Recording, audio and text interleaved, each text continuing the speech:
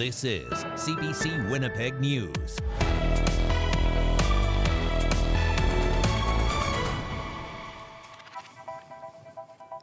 Good evening. Thanks for joining us. There are now 18,000 Manitoba evacuees registered with the Red Cross. The actual number of people out, likely much higher. With so many being forced from their home communities, some are leaving for the very first time. People are vulnerable and at times being exploited. I was in Thompson with some evacuees this week where we heard of people being taken advantage of and what's being done to stop it. You play Fortnite then? Yeah. But you're no good at Fortnite? He's a friendly and familiar face for many of these evacuees. Bro, we are kids. In the midst of the chaos of the wildfires and fear of the unknowns, Felix Robinson is helping people feel safe in these temporary shelters. I feel like it's good for them to see a friendly face when coming through, like, to help. Robinson is a trained safety officer. When the evacuations in Pimicikamak started, he and his girlfriend were in Thompson, welcoming their brand new baby. Unable to go home, he says he knew he couldn't just stand by. He felt called to step up. Yeah, I'd rather be the helper and the help. It's hard watching that, mostly when you're not there to help, and that's what your job is over there, to help people, and couldn't do it. The help was desperately needed. With hundreds of vulnerable evacuees flooding into Thompson, the city says they were being targeted. The very first day or two, we really saw people coming into the parking lot and trying to prey on the evacuees. We saw people trying to sell drugs, try to take people downtown, try to take people out to party, and try to get people into trouble. So we really felt we had to do something to provide safety in the facility. But with just 4 community safety officers in the city, they were overwhelmed, overworked, and couldn't keep up. They had the province fast-track help from 4 First Nations in what they believe is a first, bringing in 9 First Nations safety officers to work alongside. So we have them patrolling the building, preventing intoxicated people from coming in. They're doing bag checks and luggage checks. And helping bring people to the center to know there's a safe place to land. They'll be going out on the streets to talk to the people that, either don't feel comfortable sheltered in with much, because there are people that have come to town but have just chosen not to come into the shelters now. So this way now we'll have some communication with them. With a large Indigenous population in the city and among the evacuees, the mayor says it's important that voice is also at the table. It's going to be months before they get back, so we want to try to give them a little bit of hope and a little bit of, calmness right now in the midst of all their turmoil. And with fires still raging all around them, no one knows when or what they'll be going back to. For now, this is home, and they want to make it as safe as possible. Now here in Winnipeg, the fear that people will be exploited is real. It's led police to reach out and intervene in hopes of stopping it. Mike Arsenault has that part of our coverage. There's about 14,000 evacuees in Winnipeg right now, and police want to make sure they're safe while staying in the city. In the past, evacuees have been preyed upon by drug dealers, human traffickers, and others trying to take advantage of their vulnerability. And communicating it as a deterrence for any individuals who are looking to exploit or prey upon vulnerable people coming into Winnipeg. Superintendent Bonnie Emerson says they don't want safety to become an issue. WPS has extra officers doing general patrol and have been visiting the Leela Avenue site and evacuation hotels daily. Emerson says they've received 70 calls for service to evacuation sites and hotels. She says some of them were safety related, but no charges were laid. Grand Chief Garrison Satie is working alongside law enforcement. He says exploitation has been an issue before in the city. We have heard stories from previous evacuations that there are people going around trying to find people to sell drugs to, or also trying to apprehend young women. So this is not the first time. Grassroots organizations are also stepping up to help. Community 204 is inviting youth to their space to keep them safe and give them something to do while they're displaced. They can play some video games and kind of access the internet and play on some computers in an environment. They can do that. We also have 3 or 4 outreach vehicles, so we could take some families to the Forks or to Assiniboine Park. RCMP says so far it's printed off 3,000 pamphlets filled with emergency contacts and tips for staying safe in an unfamiliar place. Those pamphlets are being handed to evacuees by the Red Cross. Mike Arsenault, CBC News, Winnipeg. With so many people displaced, the need is great, especially for financial help. CBC's Josh Crabb reports. People from Pimicikamak Cree Nation left their homes on Hercules aircraft with wildfire threatening the community. Vanessa Wood and her family have been displaced for a week. The stress and financial burden of the evacuation is taking a toll. It's been emotional, thinking of our people back home, just wanting them to get out. And also, my son is out there firefighting. The Manitoba Wildfire Service says it's making good progress on the 3,000-hectare fire near Pimicikamak.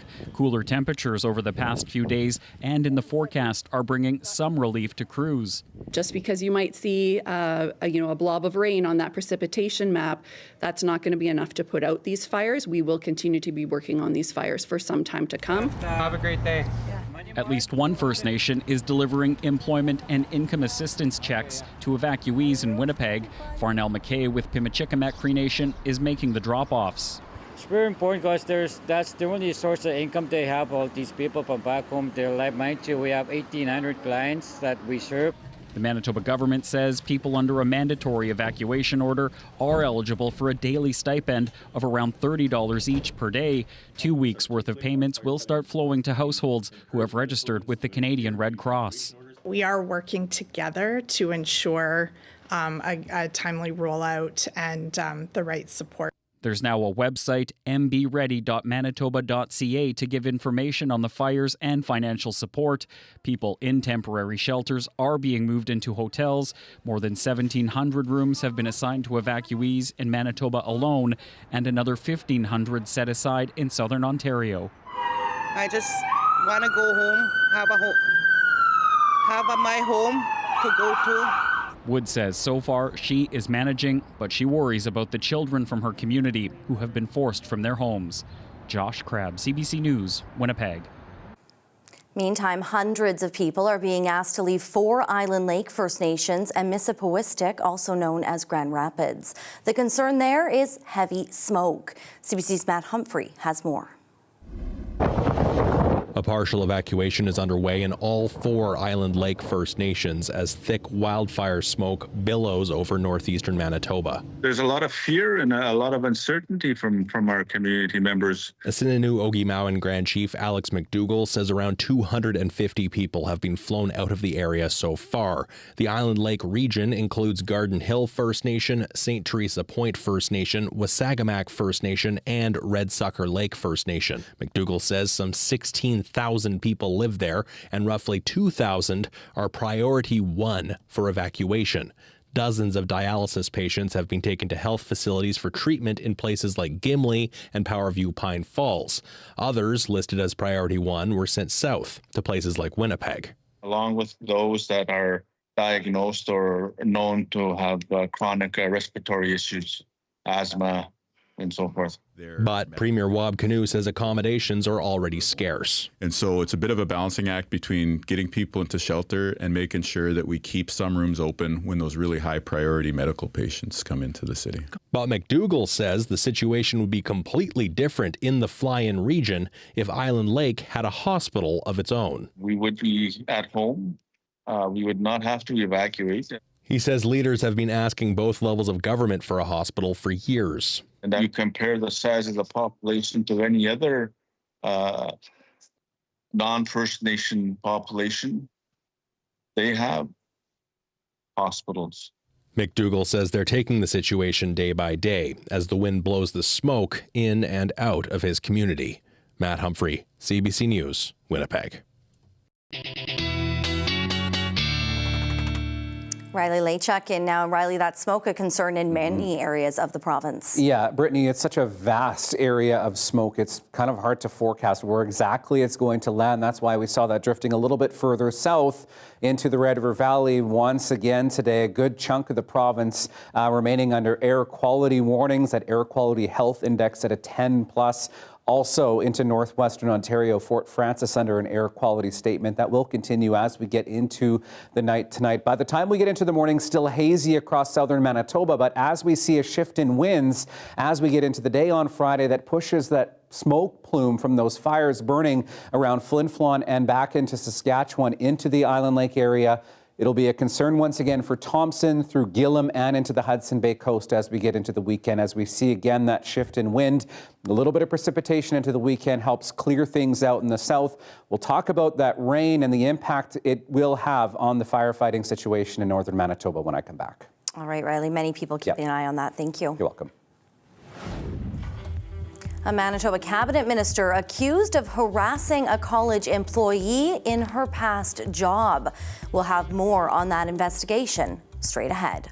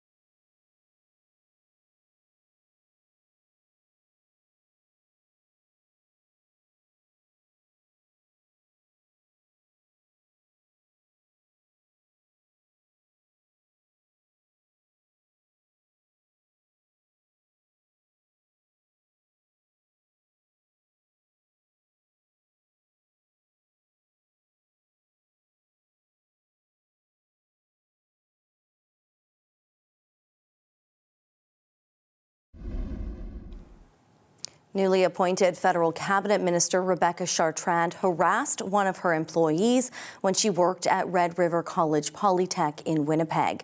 That's according to an external investigation commissioned by the college and conducted by a Winnipeg law firm. CBC's Bartley Kivas reports. Rebecca Chartrand was sworn in last month as the lone Manitoba minister in Mark Carney's cabinet. The Prime Minister appointed her Minister of Northern and Arctic Affairs and the minister responsible for the Canadian Northern Economic Development Agency. This was after she defeated longtime NDP MP Nikki Ashton and became the new MP for Manitoba's northernmost riding, Churchill-Keewatin-Newcasky. According to documentation provided to CBC News, Chartrand was the subject of a harassment investigation in 2019 when she directed Indigenous strategy for what was then known as Red River College in Winnipeg. A former employee complained she was targeted, undermined, bullied, and harassed by Chartrand over a period of months. In December 2019, the college's human resources director told that employee investigators substantiated the complaint. They concluded Chartrand's conduct amounted to personal harassment that could reasonably cause an individual to be humiliated or intimidated and was repeated and had a lasting harmful effect. The college also said it would not take further corrective actions because Chartrand was no longer an employee. A college spokesperson said this week that Chartrand resigned. Chartrand wasn't available to discuss her time at the college. A spokesperson said she's committed to a healthy work environment characterized by collegiality and mutual respect. The complainant left the college in 2020. She said she had no intention to speak about her experience until Chartrand was nominated to run for office. CBC News is not identifying her out of concerns about her employment. I did not want what happened to me happen to anybody in Ottawa. I didn't want Mark Carney to be hurt by any further actions, whether it be, something of this nature ever happen again. During question period in Ottawa today, the federal Conservatives raised Chartrand's cabinet appointment. What message does this send to victims that if your boss engages of months of psychological warfare, the Prime Minister of Canada may promote them to the highest offices in the land? My colleague is a person of integrity who has been involved in public service on many levels, who has opted to serve her constituents and the public in this way. A spokesperson for the Liberal Party said it conducted a rigorous screening process for every candidate. Bartley Kivas, CBC News, Winnipeg. Manitoba Public Insurance is officially abandoning its massive IT overhaul project. It's at least 5 times its original budget, but the Crown Corporation says it's not giving up on replacing its aging technology. Ian Fraze reports. Manitoba Public Insurance is putting a stop to its over-budget tech overhaul. It is clear that Nova has experienced significant missteps, and I would be even so bold to say failures. Project Nova was supposed to replace outdated technology, so MPI customers could handle more of their auto insurance online. But 6 years later, only half of the phases are finished. The price tag for Project Nova was first estimated at $86 million in total. Then it ballooned to $290 million. And finally, $452 million. But that price is only for 3 of the 4 phases. It is evident that our aspiration did not match our capacity nor our capabilities. The NDP government is now asking the Auditor General to investigate what went wrong. While MPI is trying to put this project in the rearview mirror, the need to upgrade technology is still down the road. This time, Satvir Jatana says it'll be manageable. Our team will focus on planning, costing, and delivering each project with a reasonable timeline of 12 to 24 months. Jatana says MPI can still be trusted to deliver an IT overhaul on time and on budget. A 5-year roadmap will be rolled out later this year. Ian Fraze, CBC News, Winnipeg. Winnipeg Transit is exploring options for new shields to protect drivers. Buses have had partial shields for years in response to growing concerns about violence, but the union representing those drivers says more needs to be done to protect them. The city is considering either installing extensions to the existing partial shields or adding a fully enclosed safety barrier. The union president says he has a preference. Because we want the city to spend the taxpayers' money wisely. To spend money on an extension at the risk of the assaults or security incidents escalating only means that in the future they'll have to invest in full compartment enclosures anyway. Now, it could be at least a year before the city begins installing new shields.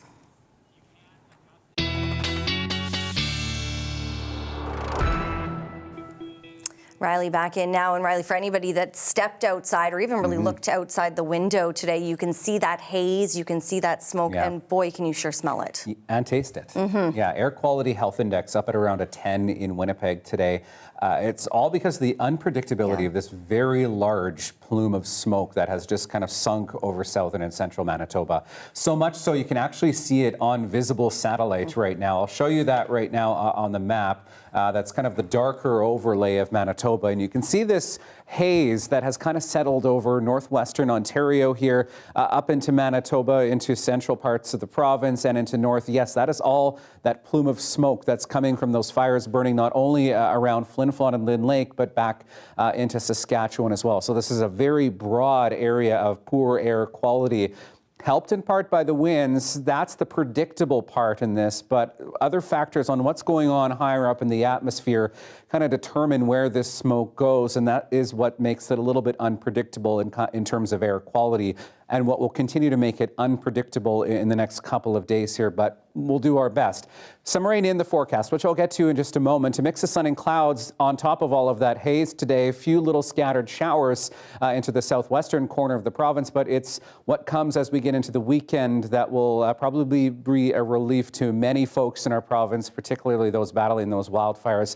You can see the leading edge of that starting to make its way into northern Manitoba as we get into the morning on Friday. Stopping over Lynn Lake, so some moisture coming a little bit more throughout the day as this very broad area of low pressure begins to move into the province. This will give us a good soaking into southern Manitoba as well, so do expect some rain Saturday in Winnipeg and through the Red River Valley, and yes, into eastern Manitoba, because we can't forget that there's a fire about 4 times the size of the city of Winnipeg still burning in Nopaming Provincial Park around Bassett and Birds River. So some good moisture coming for that part of the province. This does wrap around and give a little bit more precipitation for northwestern Manitoba as well. It's been a little bit hard to predict amounts, but we do have a little bit more guidance now. This is looking, by the time we get to lunchtime on Sunday, a good 10 to 15 millimeters for parts of northern Manitoba, and I'm saying a good 10 to 20 millimeters into southeastern parts of the province as well. What has helped today has been that drop in winds, but you'll see as that low starts to move through, that front starts to move in, we start to see the winds picking up slightly again, but this time not out of the north and the northwest, but more of a southerly flow, and that's why I say as we get into the next couple of days, this is not only going to impact that fire movement, but also impact air quality into parts of the province as we get into the weekend here. So temperature-wise, warm tomorrow, hazy 26 degrees in Winnipeg. There's that rain that moves through into Saturday. And then Brittany, that cold front sweeps through, cools things down briefly for Sunday, and then we're warming up once again into early next week. That much-needed rain. Yes. Thank you, Riley. You're welcome. Well, as Riley said, another hazy day for so many parts of southern Manitoba. We have more ahead after this. Stay with us.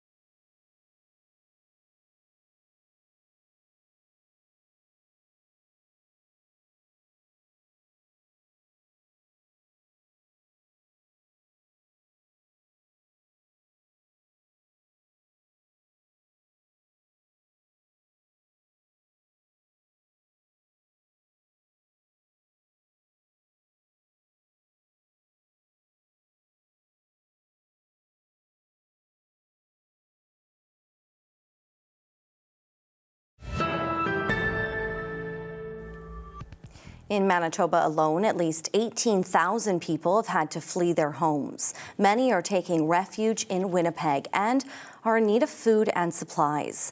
A group of local chefs and a community nonprofit are cooking thousands of meals a day to make sure everyone who's being displaced has a hot meal. CBC's Mike Arsenault has the story. This food smells as good as it looks, and it's all being cooked for a good cause. These meals are getting packed up and sent to evacuation centers across the city to feed all the people who have been displaced by wildfires. Matthew Neufeld is cooking more than 1,000 pork sausages for a dinner that includes Caesar salad and a pasta bake. He's the owner of Prairie Kitchen Catering, and when he got the call to make meals for wildfire evacuees, he jumped at the chance. 1,250 meals per day for the next 2 weeks. All the meals are going out around 4 to 4:30 to serve for about 5 o'clock. And we do this, like I said, every single day. Neufeld is part of a collective of local chefs called Hasher, and they're working together to create different meals for all the evacuees each day.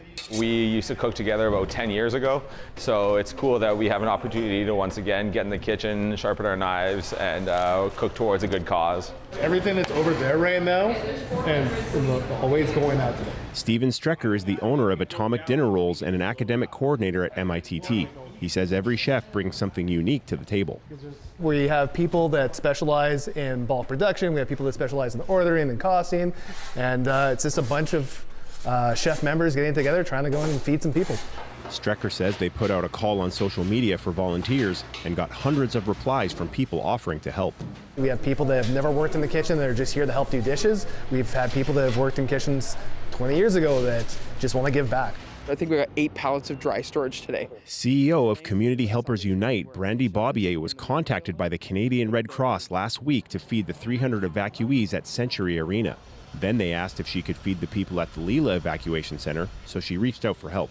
To be able to handle the volume of an additional 1,250 people, we went to work right away to coordinate services between 6 different restaurant partners and chef partners.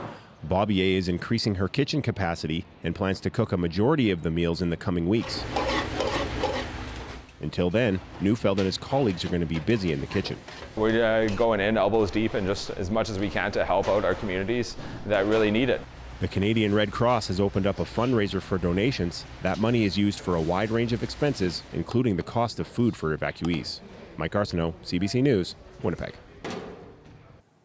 The chief of Pimicikamak Cree Nation says more firefighting help is finally coming to his community. Chief David Monius says at least 30 structural firefighters are being sent to the community. They're joined by 6 pumper tankers and command teams. As well, 20 firefighters from the United States are heading to Pimicikamak, and an extra fleet of water bombers and helicopters. Monius says this help is coming nearly 10 days after Manitoba declared a state of emergency. I feel excited. I'm really happy that people are coming to help us out. That's what we wanted. And we're getting ready for them to make sure that they have a place to stay, make sure they're going to be fed properly, and then they're going to be comfortable. Because these are going to be our heroes that are going to be coming to save our land and our houses and our infrastructure and so forth.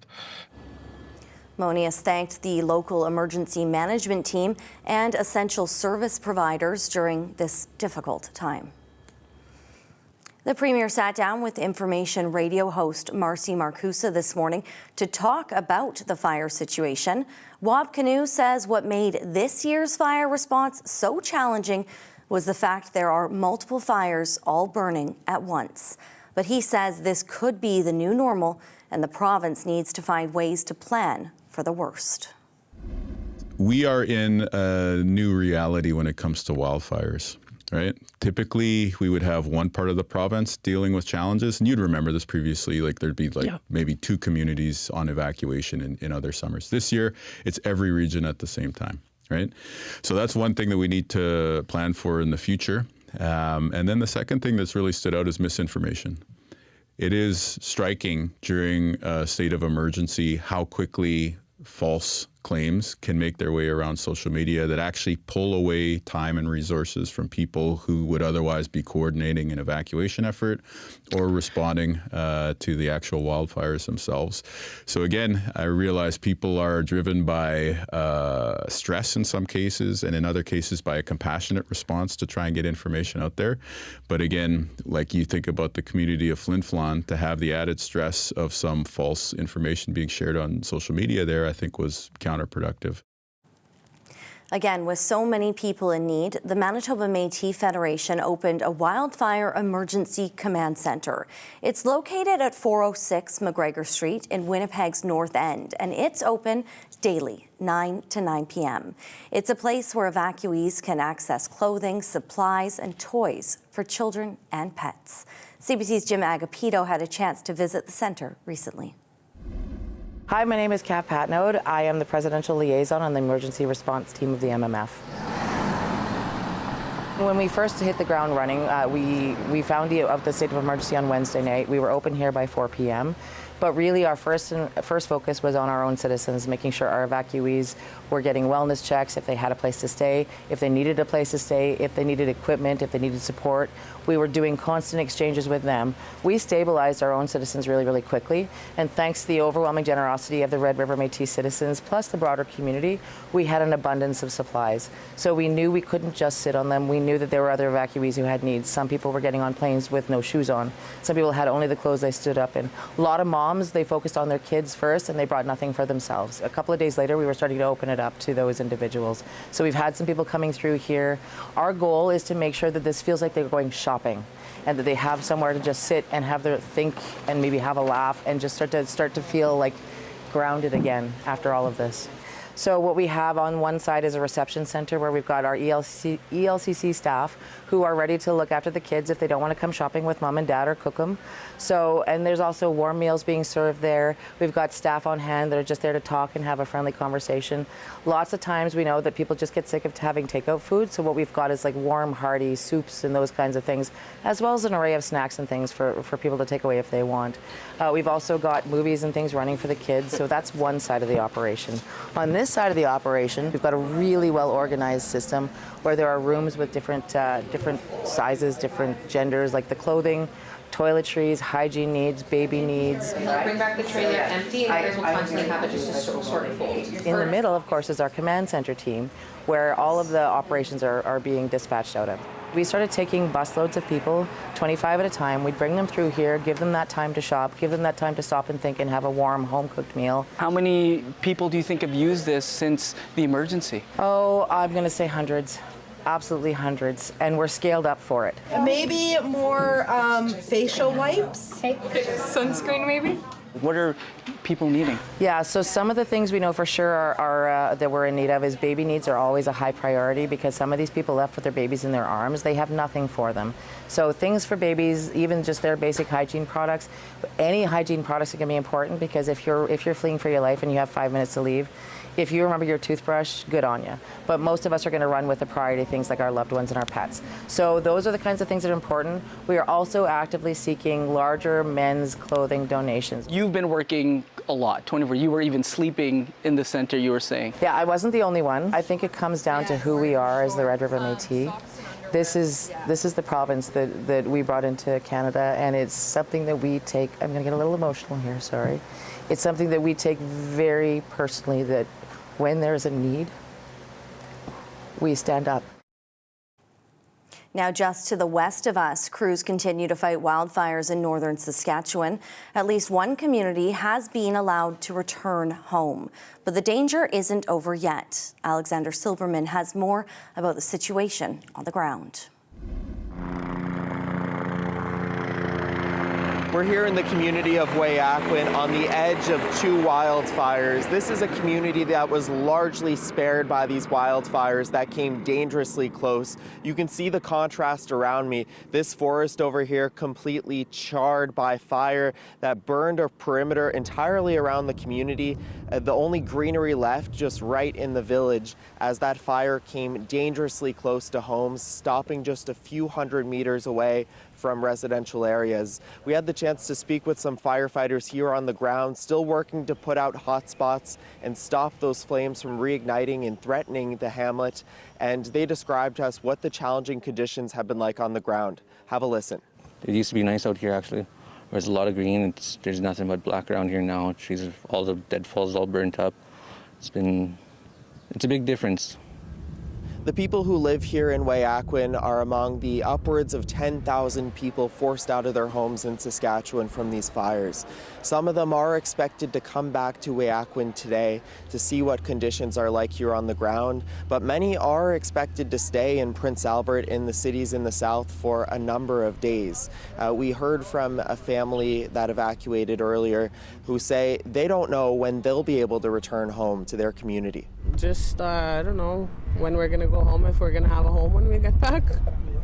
This highway is where thousands of people fleeing their homes in northern Saskatchewan have been traveling in recent days. The conditions along the highway have been incredibly hazardous. There's still active fire burning right along the roadway. You can see this thick smoke billowing behind me from that fire, creating limited to zero visibility. At the curve of this road, you can hear the crackling of the flames as that fire continues to threaten the roadway, making it difficult for people to travel to safety. And with these hot and dry conditions, there's no sign of relief in sight in the forecast for the firefighting crews on the ground. Alexander Silberman, CBC News, Weyahquin, Saskatchewan. And still ahead, the future of an affordable housing project in Transcona appears to be in question. This after a federal fund runs out of money. That story just ahead.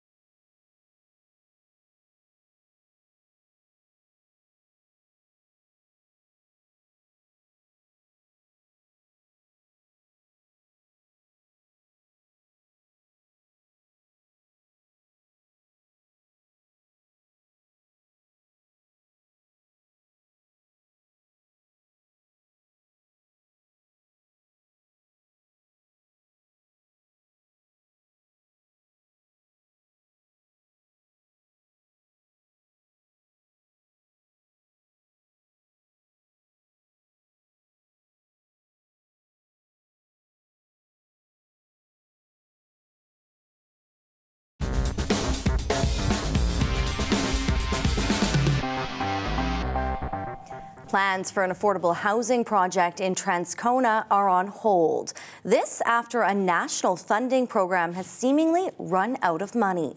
CBC's Cameron McLean has the story.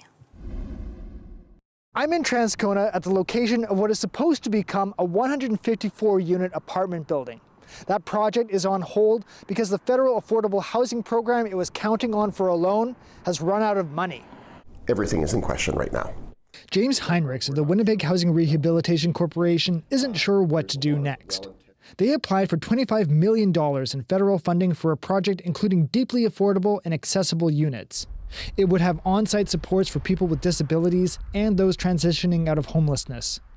Last week, Heinrichs learned the Affordable Housing Fund, a national $15 billion program, was out of money. Now we're kind of left of what do we do, right? The loss of the federal funding could jeopardize other government money for the project, including $5 million from the Housing Accelerator Fund. So there's a lot of different pieces that are flowing into the development of a project of this nature, right? But everything has to come to fruition in order for it to all work. A spokesperson for the Canada Mortgage and Housing Corporation told CBC News, the Affordable Housing Fund is a funding program that has attracted significant interest and success, resulting in numerous high-quality applications. With the significant demand for funding, CMHC continues and is committed to working with our clients and partners to process as many AHF applications as possible. Christina Mays-Nino of the Manitoba Nonprofit Housing Association says many more projects could face funding shortages. They're getting projects ready, they're putting in applications, and now there's this uncertainty. And so they're really just waiting to know what's going to happen. Transcona councillor Russ Wyatt fears the impact could go beyond the province. My guess is there's projects right across Canada that are now being jeopardized or basically not being able to be funded. It's very confusing, actually. He says that confusion could cost the community 154 units of housing it desperately needs. Cameron McLean, CBC News, Winnipeg.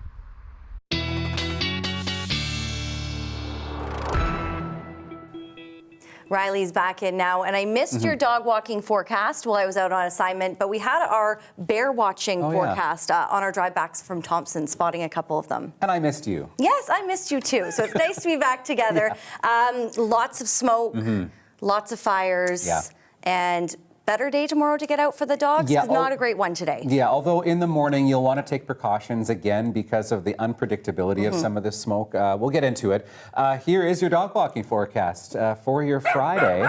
And tonight we have Max. Thanks, Rennie, for sending this picture in. This kind of looks like probably what I'll be doing on the weekend when we see a little bit of rain. That or cheering on my balcony. You can send your pictures to talkback@cbc.ca. Again, maybe a little bit hazy in the morning, looking at that air quality health index up around 7, 8, maybe even 9 first thing in the morning. Again, that air quality will come and go as we get through the day. Once again, tomorrow, a little bit more sunshine, a little less haze means our temperatures likely getting up to closer to 25, 26 degrees in the afternoon.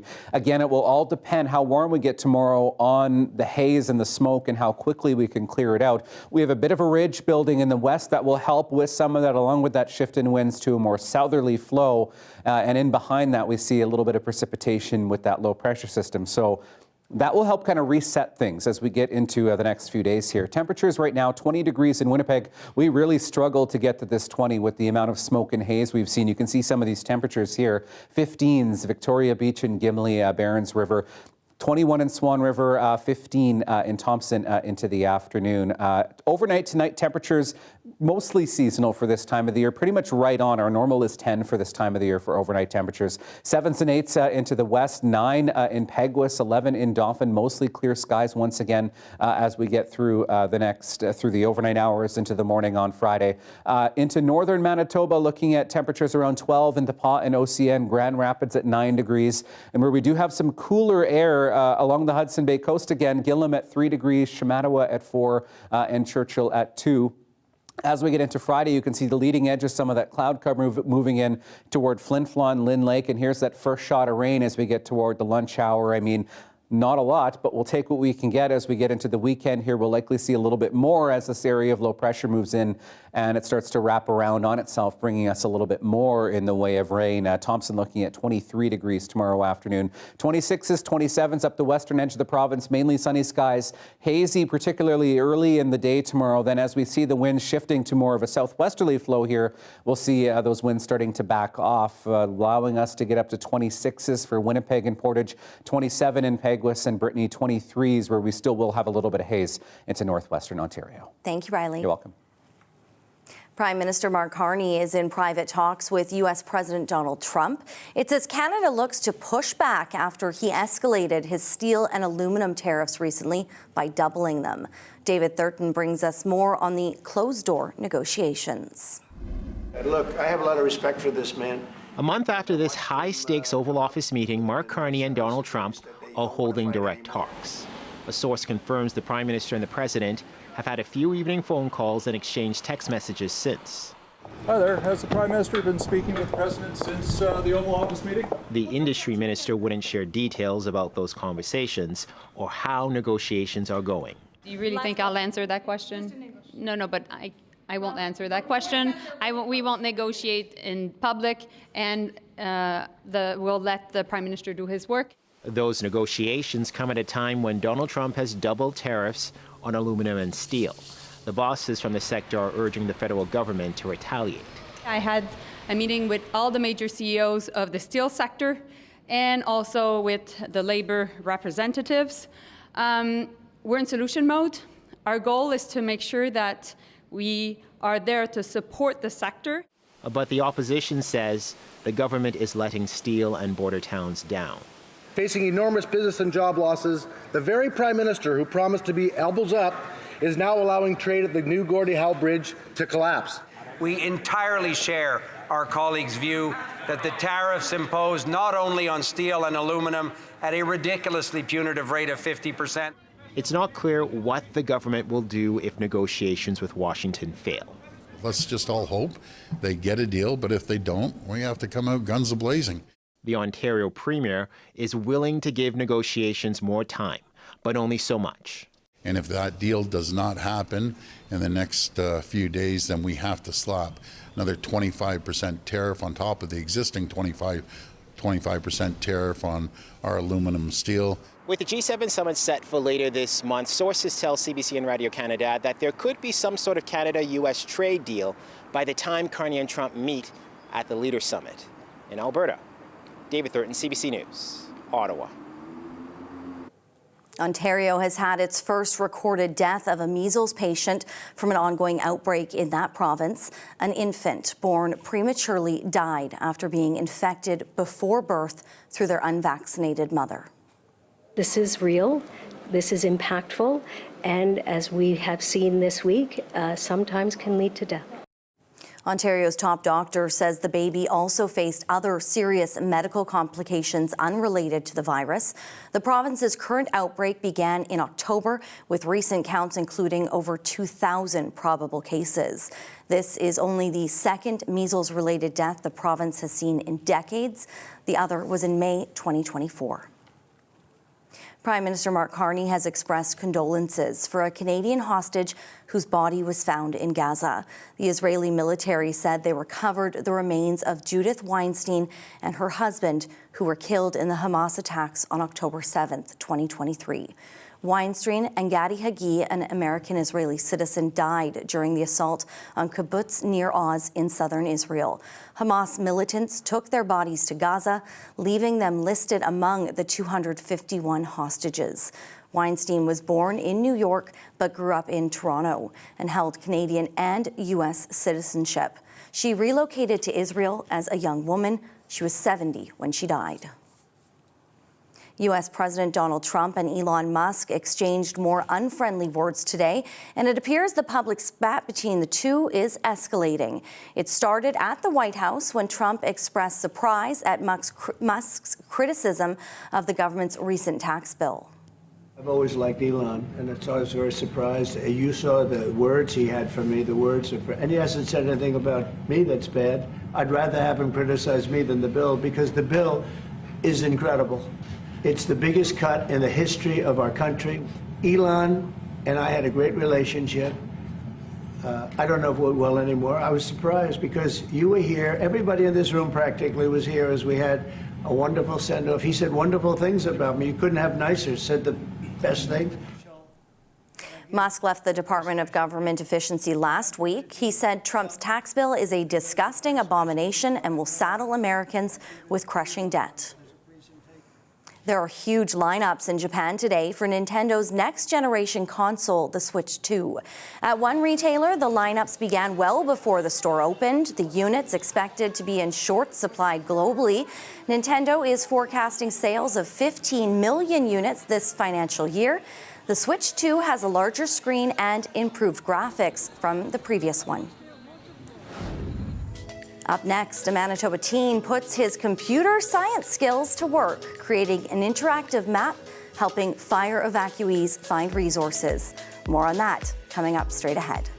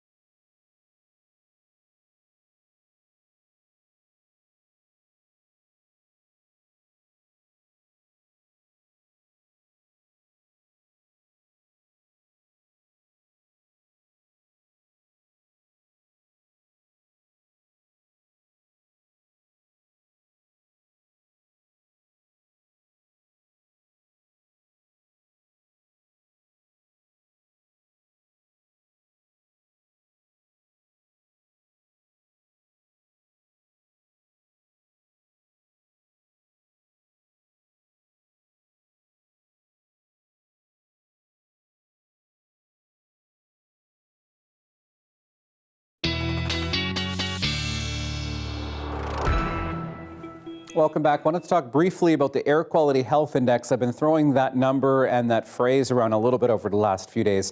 Today, this is the scale of 10 plus in terms of air quality. Today, we are at a 10 plus. Tomorrow, I mean, it's a bit of a moving target, but looking at a 7 right now, although the morning looking a little bit hazier than the afternoon. That means the people that are particularly susceptible to respiratory illness or smoke in the air should take precautions when you're outside, particularly when it's really smoky. So 26 degrees tomorrow afternoon. There's that rain I was talking about moving into the weekend, down to 16 for Sunday. Bit of a break from some of the heat, 22 for Monday, and then we'll start to get some of that heat back as we get into the middle of next week. 28 for Wednesday and a chance of showers next Thursday. Well, when 18-year-old Justin Fung heard that thousands of evacuees were headed to Winnipeg escaping wildfires, he knew he had to do something to help. So the budding computer scientist decided to create a map full of resources to help people who are settling into Winnipeg do the best they can while they're here. Get this, Riley. He did it all without telling his parents until they found out with the rest of Canada last night on The National. Their reaction is our Daily Lift.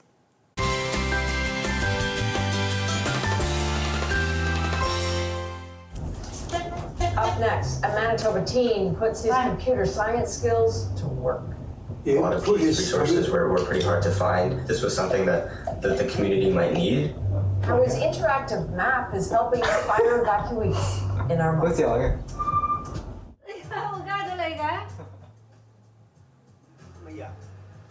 His parents first thought it was AI or possibly fake news, or maybe that he'd edited the show to insert his picture into it. But the reality they were watching finally hit them after the commercial break. This is Justin Fung, pictured here with his dog Mac in Winnipeg. Mac was the inspiration behind Justin's helpful new website for fire evacuees. And my favorite thing is that he told our producer, Lily, that his parents didn't really know what he was up to. And he told them just to watch tonight and they would see what he's been doing. So you have to be proud. The parents